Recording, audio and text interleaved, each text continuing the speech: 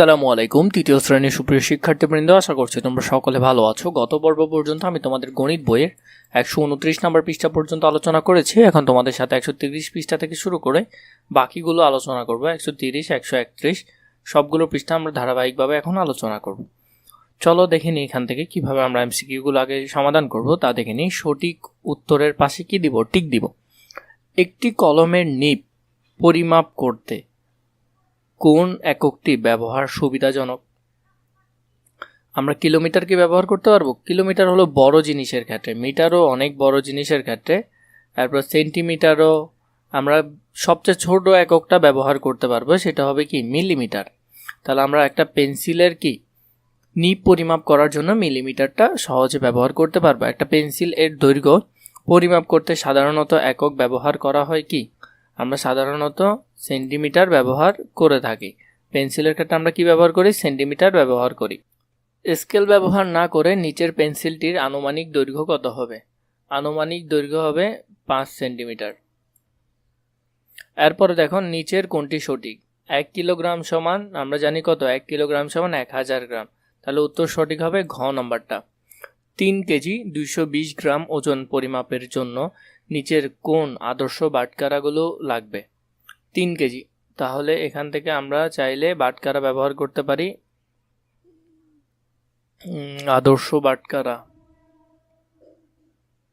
1 কেজির একটা, 2 কেজির একটা, এরপর হলো যে এখানে 200 গ্রামের একটা আর 20 গ্রামের একটা। তাহলে আদর্শ বাটখারা হতে পারে কোনটা? প্রথমটা। এরপরে 6 নম্বরটা দেখো, যদি রিমার শ্রেণীকক্ষের দৈর্ঘ্য 20 মিটার হয় তাহলে শ্রেণীকক্ষের এক প্রান্ত থেকে আরেক প্রান্ত পর্যন্ত 15 সেন্টিমিটার দৈর্ঘ্যের কয়টি স্কেল কতবার রেখে শ্রেণীকক্ষের দৈর্ঘ্য পরিমাপ?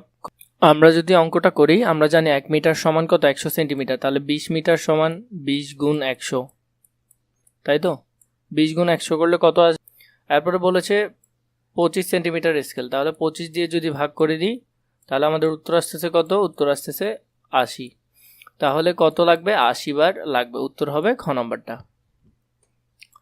ঘড়িতে 6টা বাজতে আর কত মিনিট বাকি আছে? এখন বাজতেছে কত? 5টা 5। তাহলে আরও কত মিনিট? 55 মিনিট বাকি আছে 6টা বাজতে। এরপর দেখো নিপার বাড়ি থেকে তার দাদার বাড়ির দূরত্ব 3 কিলোমিটার। যদি নিপা প্রতি 10 মিনিটে 500 মিটার হাঁটে তাহলে তার দাদার বাড়ি পৌঁছাতে কত সময় লাগবে? 10 মিনিট হেঁটে যেতে পারে 500 মিটার, আর সে যদি 20 মিনিট হাঁটে তাহলে যেতে পারবে কত? 20 মিনিট হাঁটলে 1 কিলোমিটার যেতে পারবে। তাহলে 20 মিনিটে যদি 1 কিলোমিটার হয় তাহলে 60 মিনিটে 3 কিলোমিটার সে যেতে পারবে। তাহলে সময় লাগবে কত? 60 মিনিট। 9 নম্বর দেখো, দুপুর 12টা 30 বৃষ্টি শুরু হয়েছিল এবং 2 ঘন্টা 45 মিনিট বৃষ্টি হয়েছিল। কখন বৃষ্টি থেমেছিল?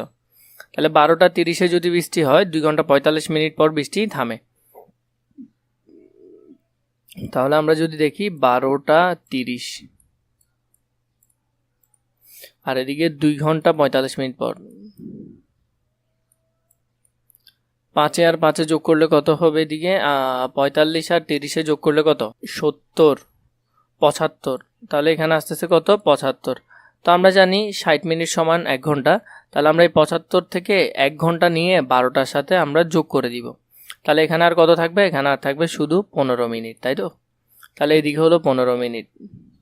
12টার সাথে 2 ঘন্টা যোগ করলে 12টা 1টা 2টা, আর এদিকে আছে 1 ঘন্টা আমরা এখান থেকে নিয়ে নিয়েছিলাম। তাহলে 2টা 3টা, তাহলে 3টা 15 বাজবে। 3টা 15 কোথায় আছে? কয়ে আছে। তাহলে উত্তর হবে ক নম্বরটা। একদিনে একটি ঘড়ি মিনিটের কাঁটা সম্পূর্ণ কতবার ঘোরে? একদিনে একটি ঘড়ির মিনিটের কাঁটা সম্পূর্ণভাবে কতবার ঘোরে? 24 বার ঘোরে 24 ঘন্টার জন্য। এরপর খালি ঘরগুলো পূরণ করি। 4 সেন্টিমিটার সমান কত মিলিমিটার? 40 মিলিমিটার হবে, কারণ আমরা জানি 1 সেন্টিমিটার সমান 10 মিলি। এরপর দেখো এখানে আছে 5 কিলোগ্রাম সমান কত গ্রাম? আমরা জানি 1 কিলোগ্রাম সমান 1000 গ্রাম। তাহলে 5 কিলো সমান 5000 গ্রাম। 3 নম্বরে আছে 9000 গ্রাম সমান কত কিলোগ্রাম? 1 কিলোগ্রাম যদি 1000 হয় তাহলে 9 কিলোগ্রামে 9000 হবে। 300 সেন্টিমিটার সমান সমান কত মিটার? 1 সেন্টিমিটার সমান সমান 100 মিটার হলে 3 মিটারে কত হবে? 300 সেন্টিমিটার হবে। এগুলাকে মিটারে প্রকাশ করতে আমাদেরকে বলেছে। মিটারে প্রকাশ করি 2 কিলোমিটার। এটাকে আমরা মিটারে নিয়ে যাব। 1 কিলোমিটার সমান সমান 1000 মিটার, তাহলে 2 কিলো সমান 1000 গুণ 2 সমান সমান কত? 2000 মিটার। তাহলে 2 কিলোকে নিয়ে গেলে কত হবে? 2000 মিটার হবে। 2 নাম্বার দেখো, আমরা জানি 2 নাম্বার আমাদেরকে বলেছে 5 কিলোমিটার আর এদিকে 320 মিটার, এটাকে মিটার নিয়ে যেতে বলেছে। 1 কিলোমিটার সমান সমান 1000 মিটার, তাহলে 5 কিলোমিটার সমান সমান 5 কিলোমিটার 320 মিটার সমান সমান 5 গুণ 1000 মিটার যোগ 320 মিটার। 5000 মিটার যোগ কত? 320 মিটার, তাহলে 5320 মিটার। 5 কিলোমিটার 320 মিটার সমান সমান কত? 5320 মিটার। 3 নম্বরে আমাদেরকে কি বলেছে দেখো, 3 নম্বরে বলেছে 7 কিলোমিটার, তাহলে এটা কত হবে? 7000 মিটার হবে। 1 কিলোমিটার 1000 হলে 7 কিলোমিটার, 7 গুণ 1000 7000।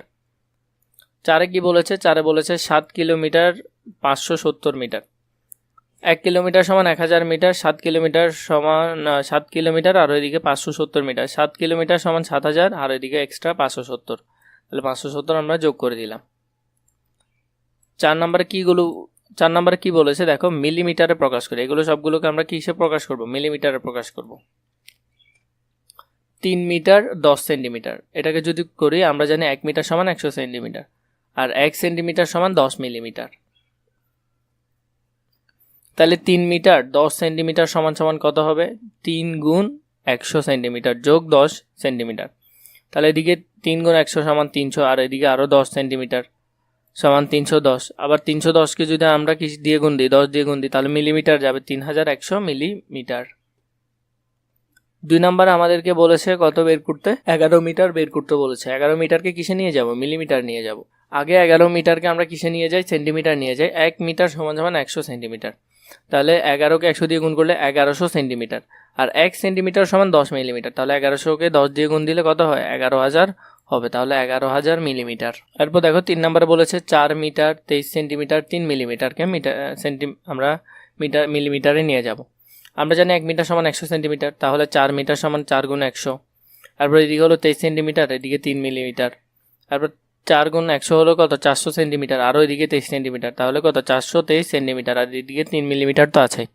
আবার জানি 1 মিলিমিটার সমান 1 সেন্টিমিটার সমান কত? 10 মিলিমিটার, তাহলে 423কে 10 দিয়ে গুণ দিলে 4230 মিলিমিটার আর এদিকে এক্সট্রা 3 মিলিমিটার, তাহলে 4233 মিলিমিটার। ঠিক আছে।